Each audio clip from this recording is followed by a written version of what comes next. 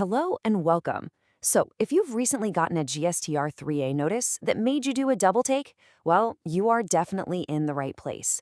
There's been a whole wave of these notices going out, and thankfully, an official advisory has just been issued to clear up all the confusion. Let's break down what's going on and, most importantly, what it means for you.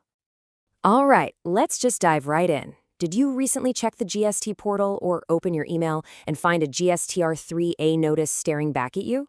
Specifically, one for not filing your GSTR-4 return? Yeah, if that's you, I can imagine your first reaction was probably, wait, what did I do? It's definitely a bit of a shock. And here is the single most important thing you need to know right now. You are absolutely not alone. This isn't some isolated incident. In fact, it's a massive, widespread issue, so much so that the GST network, GSTN, has actually released an official advisory confirming that a huge number of these notices were sent out by mistake. So, what happened here? Well, the advisory, which came out on July 20th, points the finger at a system-related glitch. Basically, it was a technical hiccup.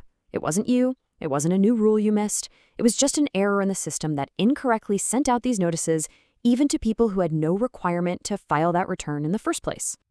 So, this brings us to the crucial point, the real punchline of all of this. Even though you received what looks like a serious official notice, there is a very good chance that you don't have to do a single thing about it. No reply, no filing, no stress. But that keyword is may. So the big question is, how do you know for sure if you're one of the lucky ones who can just ignore it? All right, that brings us to the million-dollar question. Who exactly can just toss this notice aside? Let's walk through a really simple two-part check, straight from the official guidance to see if this applies to you. Okay, to make this super clear, we've split this into two buckets. On one side, we have the you can ignore the notice if category. And on the other, we have the situations where you might need to investigate further. We're going to focus on that first column, the ignore one, because that's what most of you are here for. Here it is, the official ignore checklist. It's really straightforward. The advisory says you can ignore the notice if you meet either one of these two conditions. So first, was your GST registration canceled before the 2024-25 financial year began? If the answer is yes, you can ignore it. Or second, have you actually already filed the GSTR-4 return they're talking about? If yes, you can ignore it too. It's really that simple. And hey, don't just take my word for it. This isn't just our interpretation. The official advisory is crystal clear. We've put the direct quote right here. Team GSTN explicitly says that taxpayers in these situations are, and I quote, advised to ignore these notices. You can think of that as your official green light to just move on. Okay, but what if you're looking at that checklist and thinking, uh-oh, neither of those applies to me? Maybe you were actually supposed to file and you just haven't yet, or there's some other unique circumstance.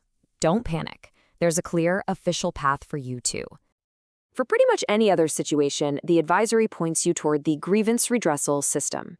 What you need to do is head over to the GST self-service portal, find the option to report a grievance, and then lay out all the details of your situation and the notice you got. The tech team will then take a look and get things sorted out for you. So let's just do a quick recap of the key takeaways. Number one, this was all caused by a system glitch. It wasn't you. Number two, and this is the big one, you can safely ignore the notice if your registration was canceled before this financial year or if you've already filed that GSTR-4. And finally, number three, for any other issues, the right move is to raise a grievance on the self-service portal. And, all of this leaves us with a bigger thought. We're living in an age of automated compliance, which is great, but it also means glitches like this can happen. So it really raises a critical question for all of us. How can we best stay on top of things so we can tell the difference between a real, official requirement and just a harmless system error? Something to think about. Thanks for joining us to get to the bottom of this.